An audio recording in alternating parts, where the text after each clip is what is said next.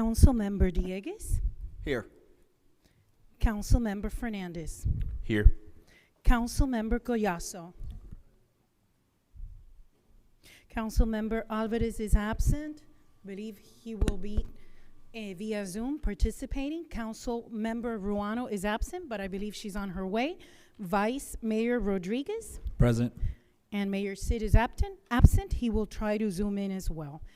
Vice Mayor, you have quorum. Thank you. This time, I'd ask that we all rise for our prayer led by Deputy Town Attorney Lorenzo Cobiella. Let's bow our heads in prayer. The Father, the Son, the Holy Spirit. Lord, we thank you for gathering us here tonight to be able to do the business of the town.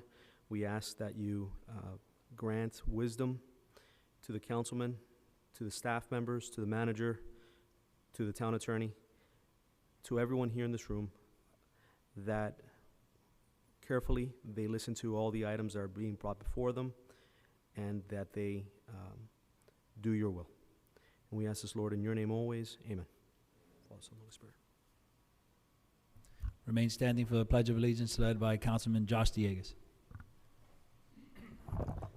I pledge allegiance to the flag of the United States of America and to the republic for which it stands, one nation, under God, indivisible, with liberty and justice for all. All right, moving on to the order of business, deferrals, additions, deletions. Any motions? I'll make a motion. We need to add an attorney's report before public comments. And I'd like to move up item 7A to after public comments. Second. All those in favor? Aye. Aye. Aye. Okay, moving on to the attorney's report. All right, I'd like to ask for an executive session in the Bridges litigation, the one where it's Town of Miami Lakes versus Miami-Dade County et al. And I also want to ask for an executive session on the related case regarding Twin Lakes Lennar versus Town of Miami Lakes. I'd like to ask for an executive session. My understanding is that the members of the council are available for Thursday morning, 8:45 to 9 a.m. I think 9 a.m. would probably best based on the schedules that I heard of. Okay, I'll move it. I'll second it. All those in favor? Aye. Aye. Aye. Okay, thank you. Madam Clerk, moving on to public comments. Yes. Good evening. We see in the screen, I see 4 participants. I see Mr. Larry Borman, and I see Spencer De La Cruz. Welcome. Please unmute yourself if you're virtually participating in public comments. State your name and address for the record. And good evening.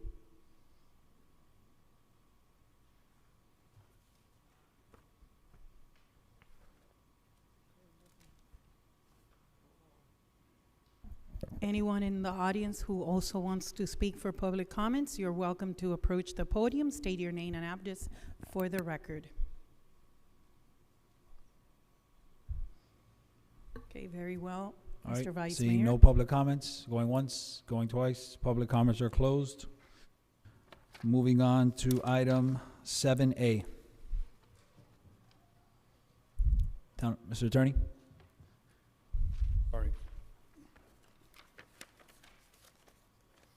A resolution of the Town Council of the Town of Miami Lakes, Florida, approving and authorizing town manager to execute a license agreement with Miami Lakes Lake Martha Homeowners Association Number 2 Inc. for the installation, operation, and maintenance of certain fountain equipment for lake maintenance, providing authority to town officials, providing for incorporation of recitals, providing for an effective date.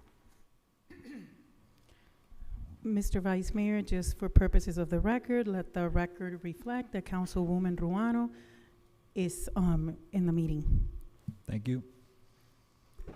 Is there anyone in the audience who wishes to speak on item 7A, or anyone virtually who wishes to speak on item 7A?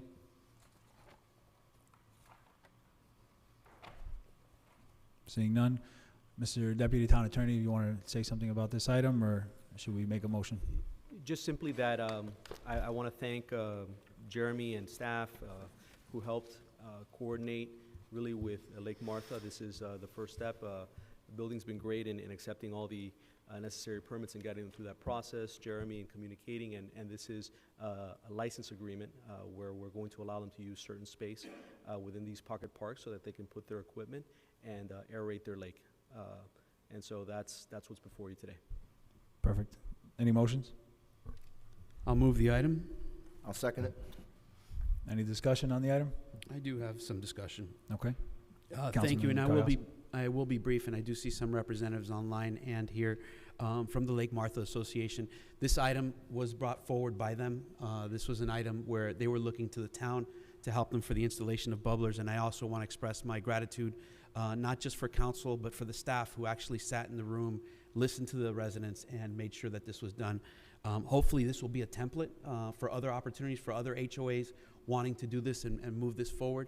So Lake Martha is a pioneer in that respect, but hopefully many more. So thank you so much for the staff that put this together, and thank you for Lake Martha for being not just proactive, but really being pioneers and leading the effort. So thank you so much. Anyone else? Okay, all in favor? Aye. Aye. Aye. Motion passes. Okay, moving on. Madam Clerk, if you want to read the quasi-judicial public hearings, Yeah. Right. or Mr. The town Attorney. attorney is going to read them, Right. Mr. Gustesi. Please be advised that the following items on the board's agenda are quasi-judicial in nature. An opportunity for persons to speak on each item will be made available after the applicant and staff have made their presentations on each item.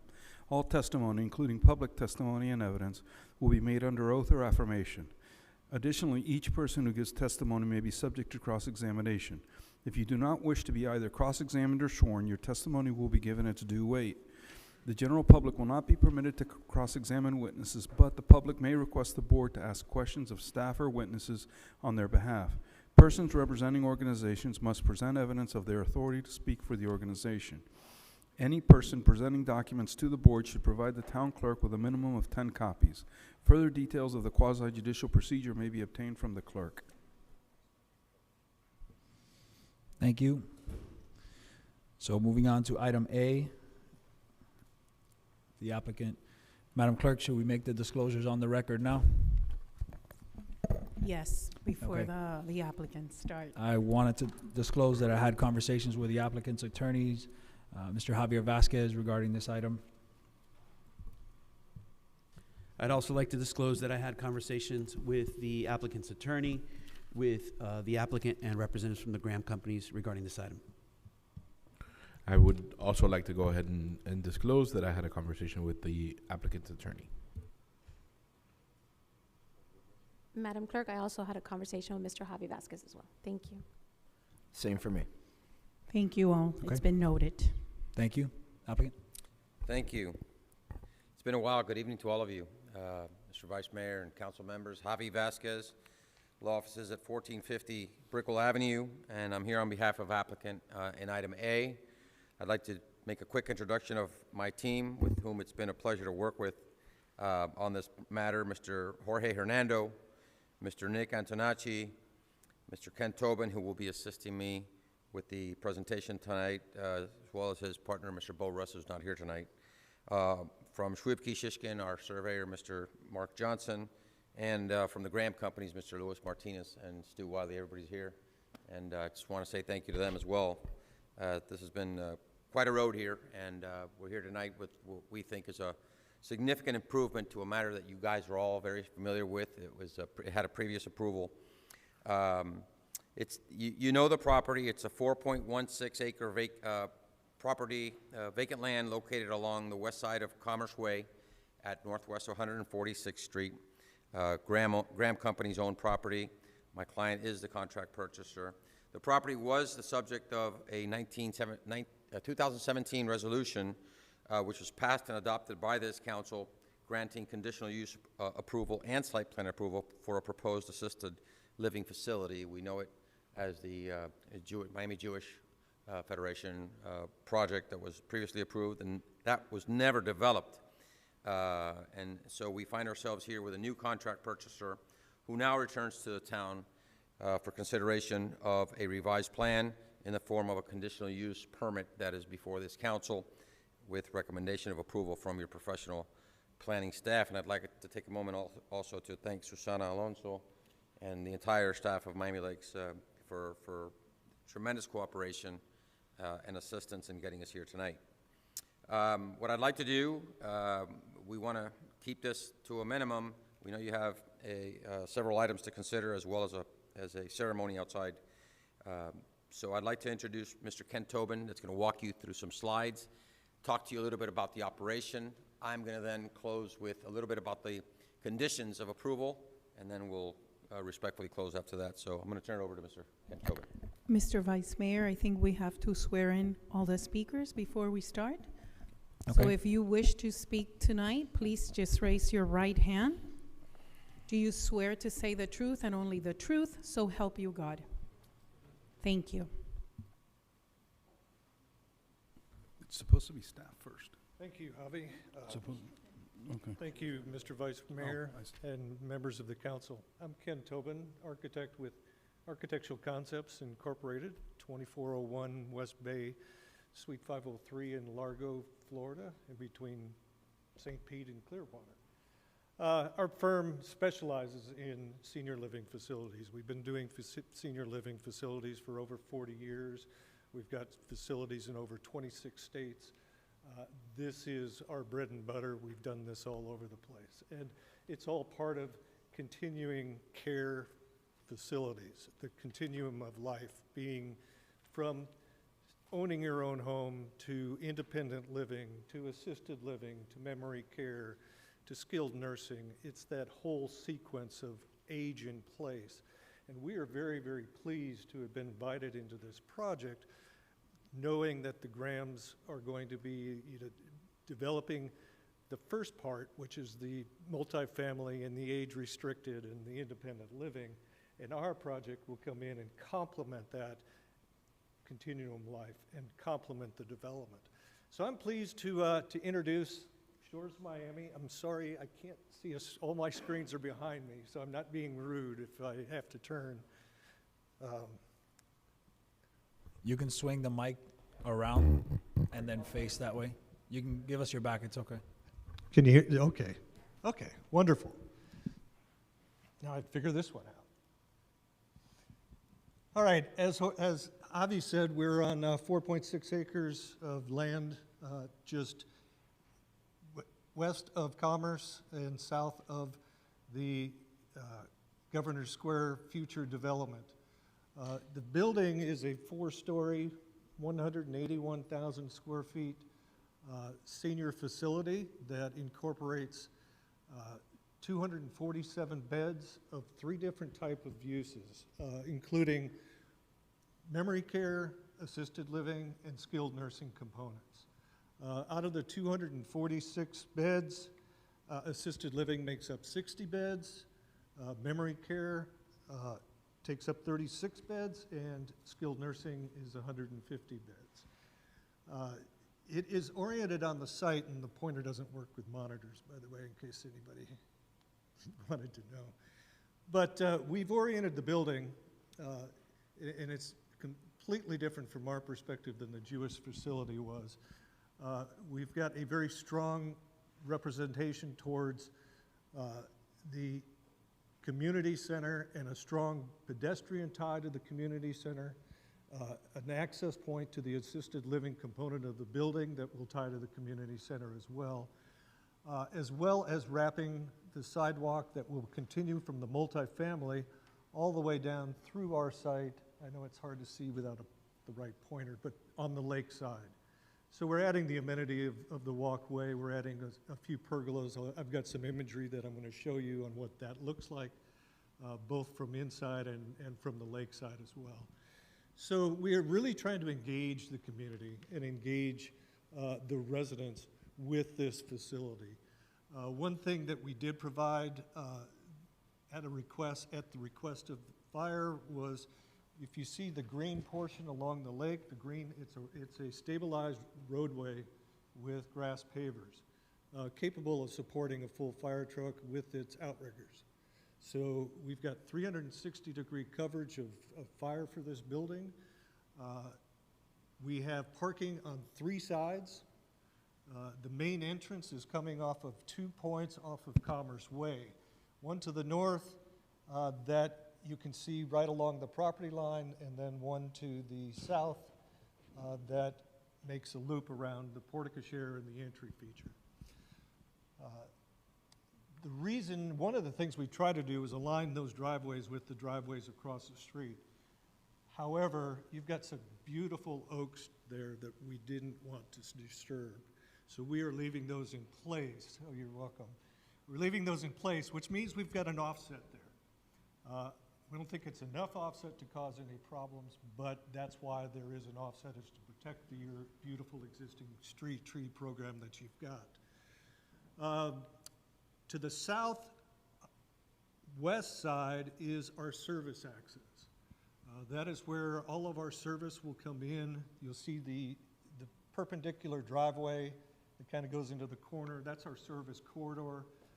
I'll show you a quick floor plan of what that is. But all of these elements are to engage the community and to provide access to the facility itself. One question that's come up through several conversations is parking. And I'm going to go ahead and address that parking question now. The way we calculate parking and determine parking is based on staff.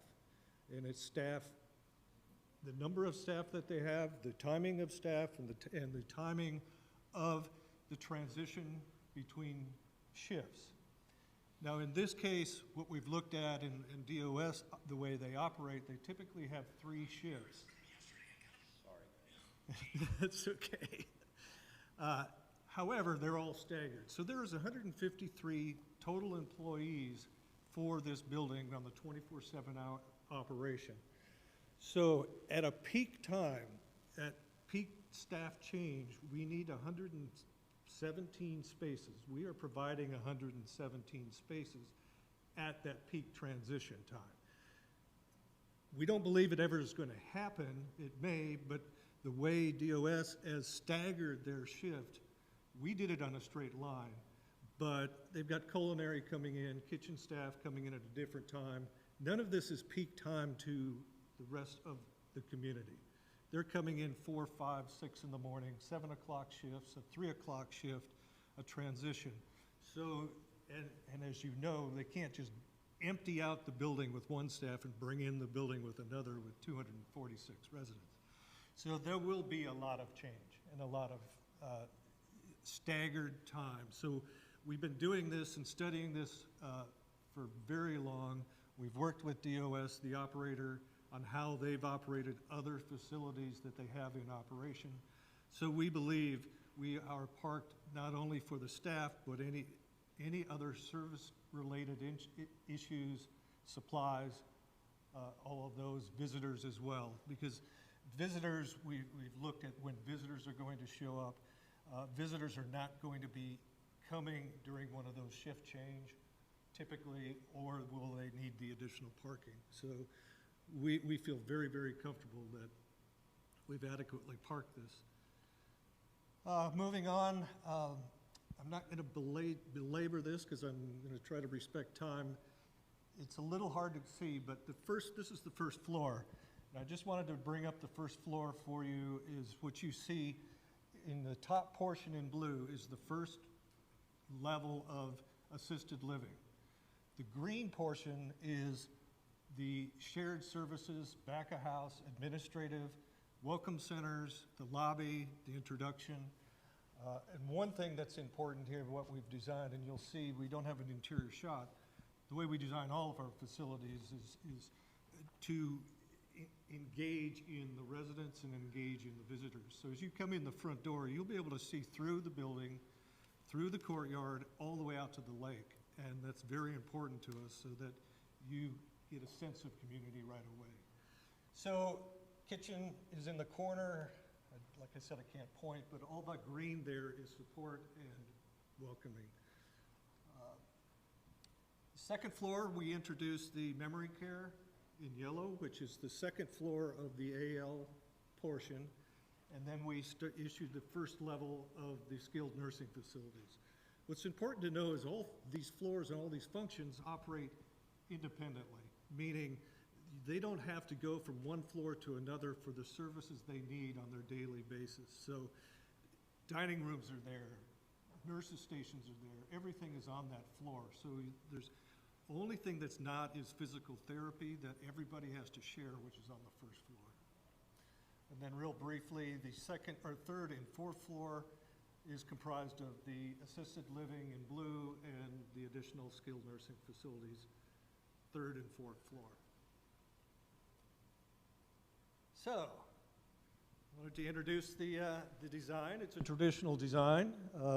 It picks up on some of the elements that are in the area, but we did not copy them, obviously.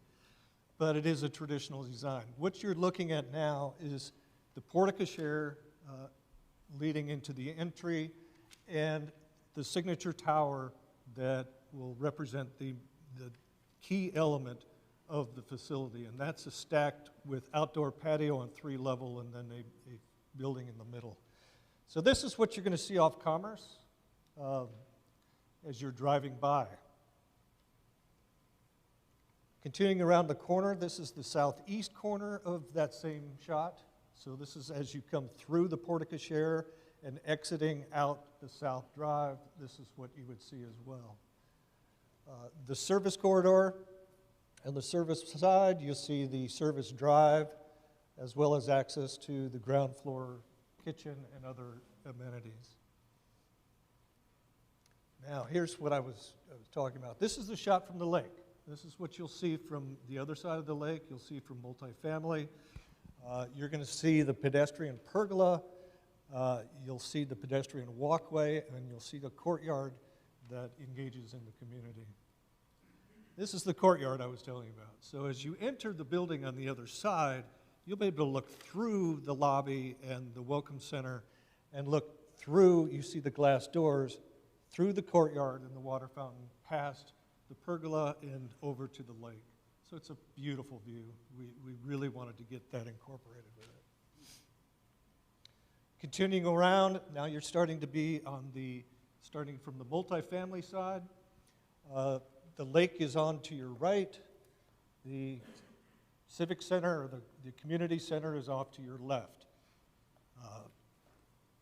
This would be the shot from the community center, proposed community center, showing the pedestrian connection and the strong connection. That's also the entry to the assisted living facility. So those that want to cross and engage with the facility have a direct access to the building. And we put a little shade structure there to mark that and celebrate that as well.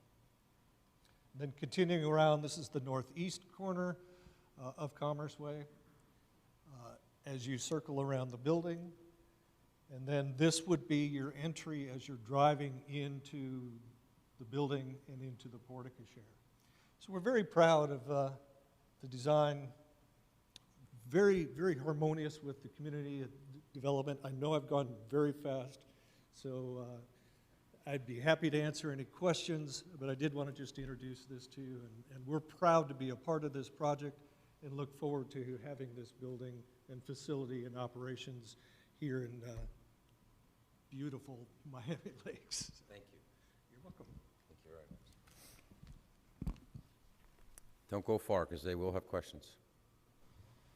And I thank you guys, because I did have the opportunity to meet, talk to you individually, at least virtually, and I think that not only the applicant but staff heard your concerns, as you can see, in a project that's been very well thought out. There's going to be a legacy community in Miami Lakes, and we're talking about an operator that brings tons of experience. This is not a fly-by-night developer that's trying to see what's the best return on investment on this property. This is a group that's done it before, will continue doing it, and they're going to do it right in Miami Lakes. We did, as part of this council's directive, offer a developers information session that was publicly noticed We showed up here with all of our boards. Unfortunately, there were no residents that came out, but we did it, and it was something that we were happy to offer, and I think it's a good thing that the town continues to do that. And then finally, before I close, staff in its recommendation, I love the way that it was referred to, that this proposed development is reflective of the newest approach in senior care living, commonly known as aging in community, a concept that's becoming widely accepted in this type of care. And when staff, which put together this analysis, there were 11 conditions that went with the recommendation of approval. We are in agreement with all 11 conditions. I'd like to point one out, which is condition number 7, which calls for the operator to coordinate with town staff a letter of mutual understanding to address overflow parking needs for both the ALF and the community center in a manner that is to be deemed acceptable to the town manager. We've had a conversation with Mr. Peterman, who I'd also like to thank for his assistance in this process. And we are amenable to that condition and look forward to working with Mr. Peterman in putting together an agreement that, like the staff condition says, is not just for the benefit of this community, but for the benefit of the community center as well. So with that, we will respectfully close. We're here to answer any questions you may have, and we would respectfully request that you approve this item in keeping with your staff recommendation. Thank you. Thank you very much. Does anyone have any questions for the applicant? Nope. All right, thank you very much. Staff, is there anything you'd like to add? Yeah, Susana.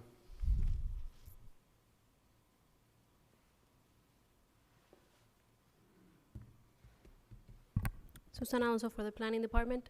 I would just like to add the staff report into the record in its entirety and recommend the project approved contingent on the 11 conditions that are stipulated in the staff report, many of which go to mitigating the parking situation. Okay. Anyone have any questions of staff? All right, Councilman Collazo. Thank you so much, Susana. And I also want to give my my thoughts to the Graham companies and the applicant. And, you know, this has been a long road coming, and I know that staff has known that this has been a pillar in our community, right? Something that we've been eagerly awaiting. During our briefings, you discussed your concerns with parking, and I know that you've made them part of the conditions. Are you comfortable with the recommendations and that the applicant will be able to meet the recommendations that you've outlined in your report? It's my opinion that if the mitigation conditions that are included in the staff report are met, there is no reason that this wouldn't work out. As you see, as one of the conditions, we are stipulating that if they continue to, this is a conditional use, so it's a renewable yearly. We evaluate conditional uses in a yearly basis, and one of the things that we would look at is if they're having a problem with their overflow parking, and if they're not being able to contain their parking within their site. And we obviously can reevaluate this every year if there's problems.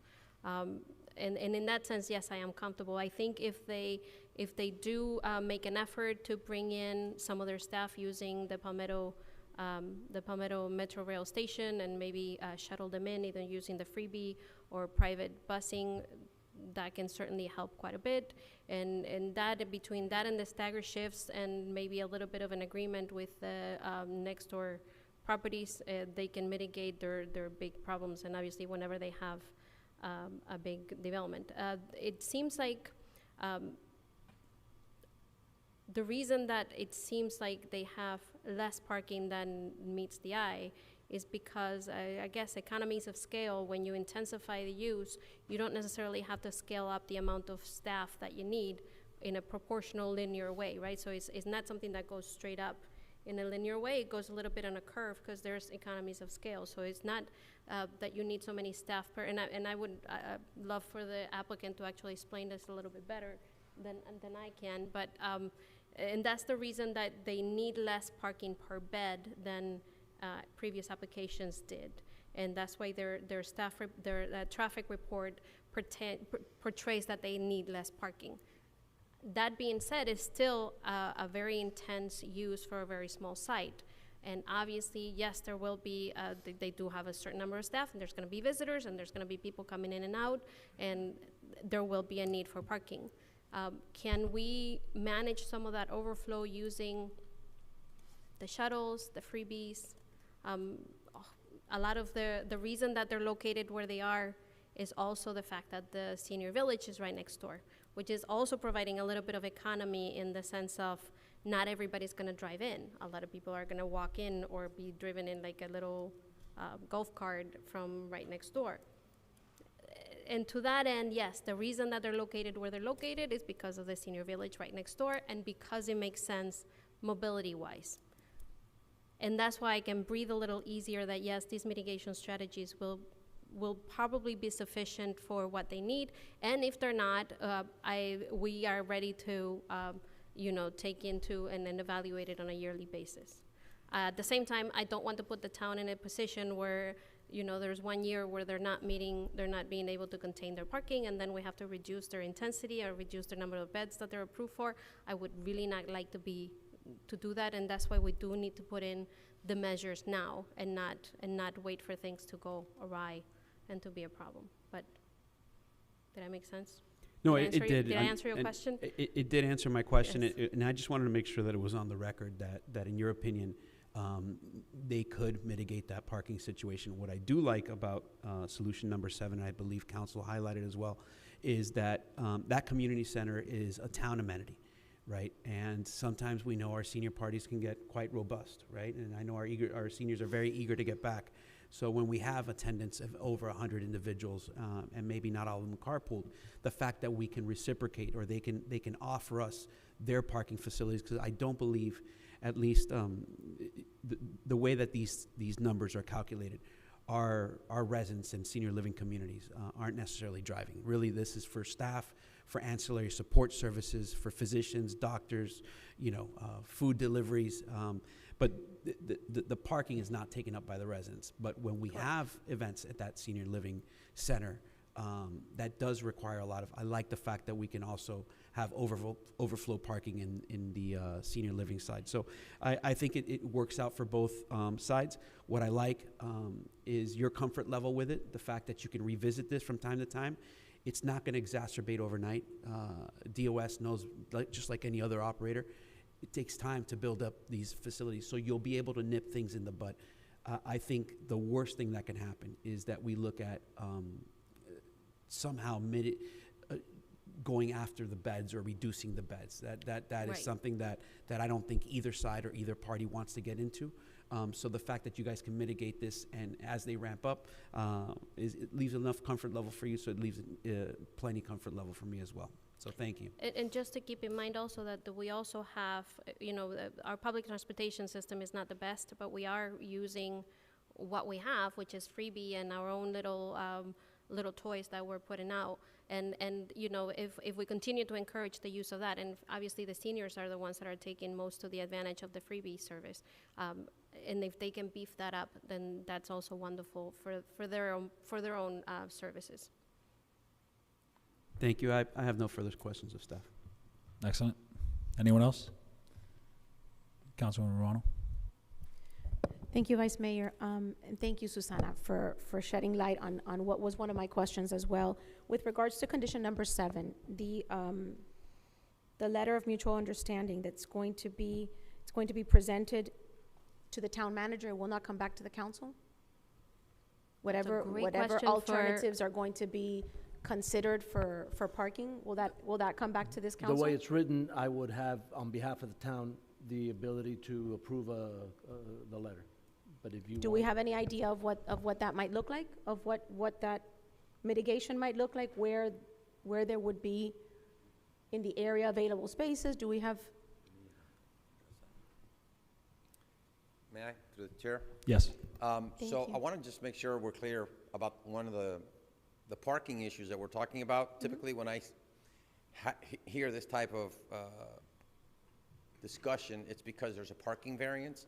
When the Miami Jewish development was approved, that did have a variance because they were short on parking. I want to make sure that we're clear that this application on its face meets parking requirements. There's no variance. So I wanted to make sure we clear that.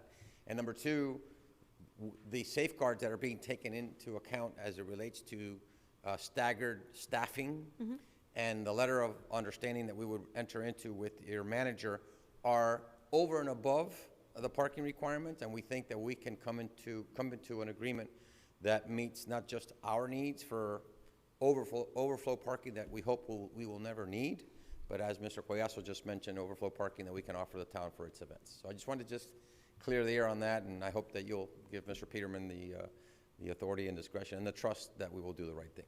Thank you, Mr. Vasquez. Do you, I mean, I would still just like to know what you would. I could report back to you. I mean, essentially what this does is, we'd have a letter of understanding that says, if for any reason the project needs overflow parking, they'd be able to use some spots in the community center. If the community center needs overflow parking for an event, we would be able to use a few spots in their parking lot. And I think that's the extent of what this letter of understanding will be. I believe that their intent is operationally to do their staggered shifts in a way where they will not need. So it'll be. So it won't be anything off-site? It'll be all within what we're considering The two properties that'll be adjacent to each other. Okay. And it'll be the exception, not the rule. It won't be on a daily basis. It'll be, they're developing the staggering shifts and so forth so that this is not an issue. But in the event that for some reason there is, we have this opportunity to share our, some spots between each other's properties. Okay. Thank you, Mr. Manager. Okay, anyone else? Questions? Okay. Are there any other participants who would like to speak for or against the item at this time before we close the public hearing? Seeing none, the public hearing is closed. And we open it up for deliberation or motions. I will go ahead and move to approve the application for the reasons stated in the staff report and based on the testimony provided tonight. I'll second. Madam Clerk? Councilmember Dieguez. Yes. Councilmember Collazo. Yes. Councilmember Fernandez. Yes. Councilmember Ruano. Yes. Vice Mayor Rodriguez. Yes. The motion passes. Item 6A. Thank you. Have a good night. Thank you. Okay, moving on to item 6B. If we had anyone who wants to speak on item 6B, please raise your right hand to Yeah, be sworn Vice in. Mayor, I believe with the first one. We're going to do it backwards now. Right. Yeah, so staff if- is going to go first. Please. Yep. Yep. But everyone who needs to speak on this item needs to raise their right hand if you haven't been sworn in already. Okay. Madam Clerk, you want to just do it again for the record just in case, or? Sure. Do you swear to say the truth and only the truth, so help you God? Thank Thank you. All right, so we'll hear from staff first on this item 6B.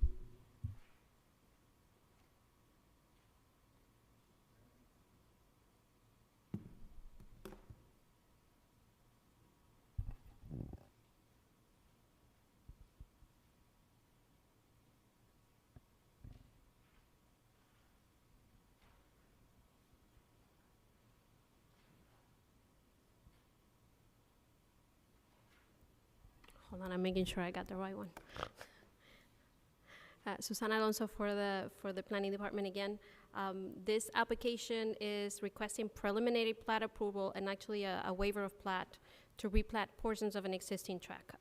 It's rearranging some of the lines on something that was platted previously. It is completely basically back of the house work. There's really nothing to this application that is concerning. It meets absolutely every single one of the requirements of the code, and there is no objection from staff. The conditions of approval basically is that they be approved by the county and then approved by town. Okay. Any questions of staff? Seeing none, we'll take the applicant if he wants to add anything on the record or not. No, just Mark Johnson, Schwebke Shishkin, 3240 Corporate Way, and I'm here to answer any questions you may have. Excellent. Any questions of the applicant? Councilman Dieguez? Thank you, Mr. Vice Mayor. Just was curious, what is the replatting for? So the Ana Mendez site is part of a much larger tract that was originally platted well before the Ana Mendez development. And what happened was the southern portion of that property was replatted as an American Express plat, was where York is at now. And the northern portion was replatted as a mini storage site. Those two separate plats left the Ana Mendez development as part of a platted tract. So technically, it's not entirely recognized under the code. So this is a housekeeping item to go back to make certain those lines are recognized as a conforming site independent of the real estate or land that was part of the American Express and mini storage site. Thank you. Yep. Anyone else? Questions? No? Any other participants who wish to speak on this item before we close public hearing? Seeing none, public hearing is closed. Open for deliberation or motions. I'll move the item. Second. Madam Clerk? Councilmember Goyaso. Yes. Councilmember Fernandez. Yes. Councilmember Ruano. Yes. Councilmember Dieguez. Yes. Vice Mayor Rodriguez. Yes. The motion passes. Thank you. Excellent. Good night. Thank you. Okay, moving on to item 6C. Anyone wishing to speak on item 6C, please come up to be sworn in.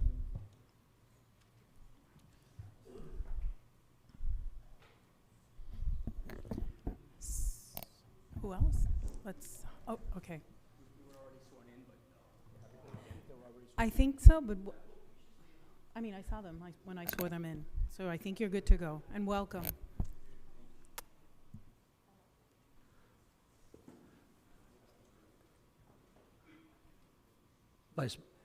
Vice Mayor, Sir. they're the applicant team, so they were sworn in already, so I don't think there's anybody. Okay, so we'll hear from staff first on this item.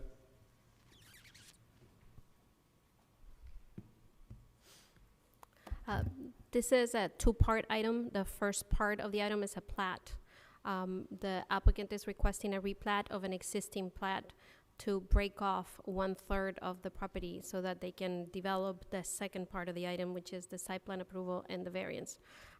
So what you're gonna be voting on is first the plat item, and we're gonna present that separately because that involves the entire property.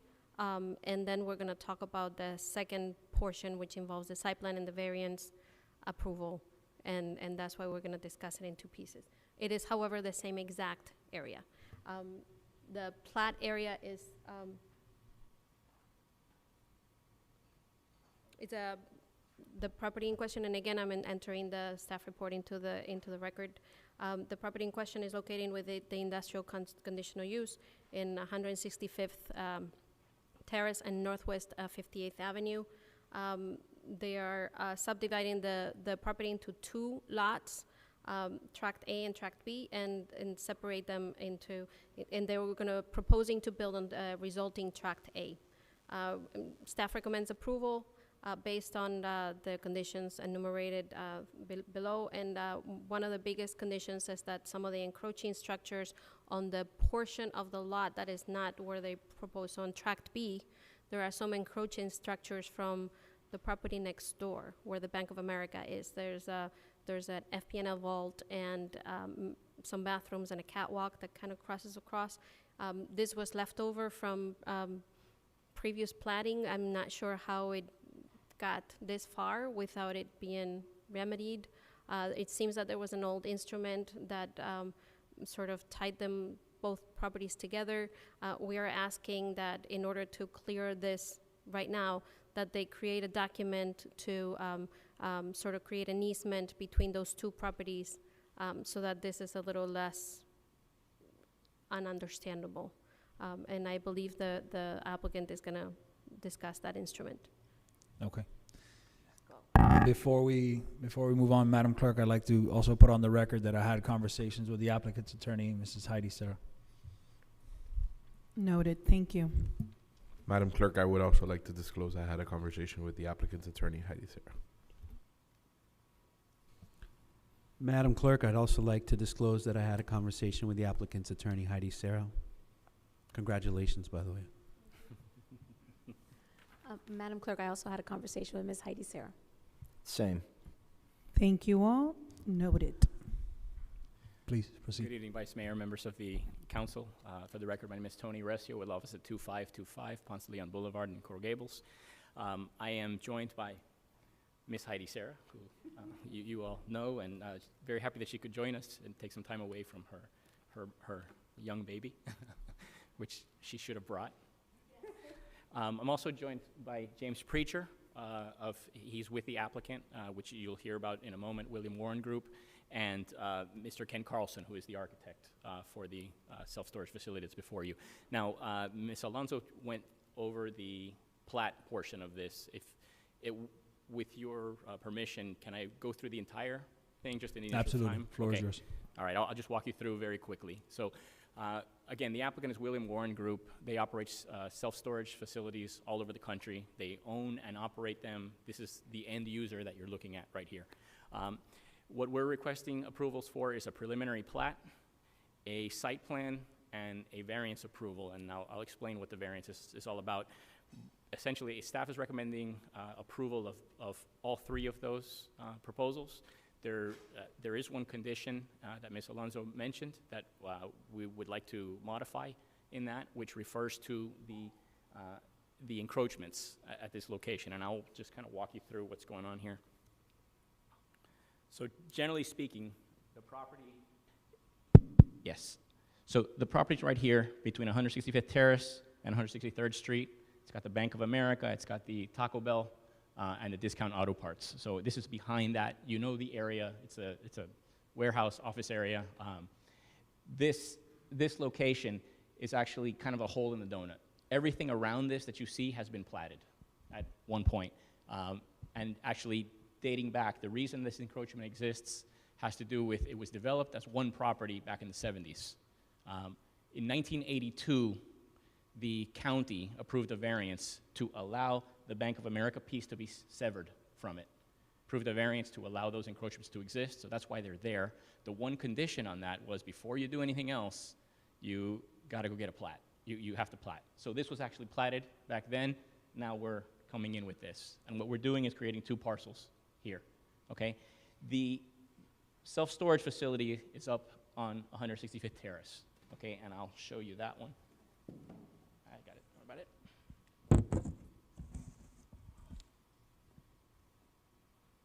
This is just a site plan, so you can kind of see how it sits. This is 165th Terrace over here, so north is going that way. And it's a approximately 94,000 square foot facility. It's in 3 stories, and that's actually the reason we are asking for a variance. The self-storage facilities in your code, the provisions limit it to 2 stories. Now, the height in IUC, in this industrial zoning, allows it to be the width of the nearest right-of-way. That's 70 feet. So we're allowed to go 70 feet. We're not proposing 70 feet. We're actually at 45 feet to the roof. But we would like to fit 3 stories within that. We think that that's more than enough to accommodate the 3 stories. We need parking, open space, all of the setbacks. In fact, the only thing that we don't meet is that height because of the story limitation. So we respectfully ask for your approval. We're happy to answer any questions that you may have. We agree with Ms. Alonso's recommendation, and I do want to thank Ms. Alonso, who's been great, and Mr. Kobiella, who's been fantastic in helping us work through. And we did provide an easement, I guess it's the last issue, for those encroachments. We have that. We've provided that to staff, and we're happy to. That was going to be one, well, first I'll open it up to the council if anyone has any questions. I had one item to discuss. All right, so it was regarding that condition of the removal of the encroachments. Yes. I was under the impression that the better way to handle it, instead of having you guys have to remove it, was an easement between the 2 parties. Is that something that you guys are going to be agreeing to? Yeah, absolutely. You're prescient. We have it here, so we're Okay. It's actually executed, and we'll be recording that in the next week. And Okay, so yeah. I wanted to add to that. That's something that both Mr. Recio and I have been working on, and we've got now an easement in place where the owner, Mr. Osmond, is actually granting an easement from the Bank of America building to the other building. got it. So there's no longer a requirement to have the recommendation to remove those encroachments. There is no need, no. All right, This so the easement, I think, motion satisfies. when a motion is made, that should be revised, right? Okay. So we are now just on the replat portion, which is item C. Anyone else want to ask any questions of the applicant or staff? No? Anyone in the public wishing to speak on item C alone? Seeing none, public hearing is closed on item C. Open for motions. Mr. Vice Mayor, I will go ahead and move to approve item 6C for the reasons stated in the staff report and based on the testimony provided tonight on their oath. Second. Do you want to add, Councilman Dieguez, the slight change to recommendation number 1 about removing the encroachment and being amenable to the easement satisfying that requirement? Yeah, that was my intent with my comment about the testimony provided, but I'll go ahead and I'll restate it. I move to approve item 6C for the reasons stated in the staff report and testimony provided on their oath tonight with the change proffered by the applicant with respect to the easement. Okay, Second. thank you. Any discussion on the item? Seeing none, Madam Clerk? Councilmember Dieguez. Yes. Councilmember Ruano. Yes. Councilmember Fernandez. Yes. Councilmember Collazo. Yes. Vice Mayor Rodriguez. Yes. The motion passes. Item 6C. Okay, now moving on to item 6D regarding the site plan and the variance. Is there anything the applicant or staff would like to add on this item?